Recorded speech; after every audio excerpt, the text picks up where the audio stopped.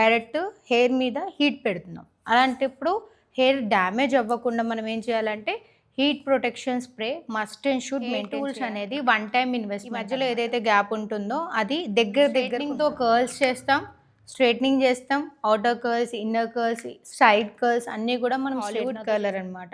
ఇప్పుడు Hollywood curls waves ని create చేస్తాం. ట్యాంగిల్స్ ఏదైనా ఉంటే తీయడానికి ప్యాడిల్ క్రోంబే డోనట్ మనమే క్యారీ చేయాలి. ఒక సవరం ఎక్స్టెన్షన్స్ లో కూడా హైలైట్స్ ఒకటి మెయింటైన్ చేయాలి, బ్లాక్ ఒకటి మెయింటైన్ చేయాలి, బ్రౌన్ ఒకటి. హెయిర్ బన్స్ కోసం హెయిర్ నెట్స్ కావాలి. హెయిర్ నెట్స్ హెయిర్ వేసాక బేబీ హెయిర్స్ బయటికి రాకుండా నీట్ గా దీని మీద పుల్ల జడ వేసినప్పుడు ఆగడానికి ఇలాంటి నెట్ అనేది మనకి అడిగితే థ్రెడ్స్ మెయింటైన్ చేయాలి. లైట్గా obviously section clip comb very important. Sujatha pins అంటారు. చిన్నవి పెద్దవి మీడియం వచ్చేసరికి సేమ్.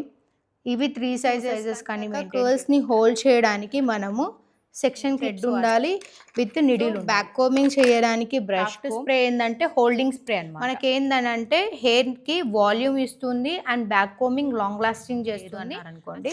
ఇలాంటిది మెయింటైన్ చేస్తే ఏంటంటే హెయిర్కి వాల్యూమ్ అనేది లాంగ్ లాస్టింగ్ ఉండడానికి ఇలాంటి ఆసిస్.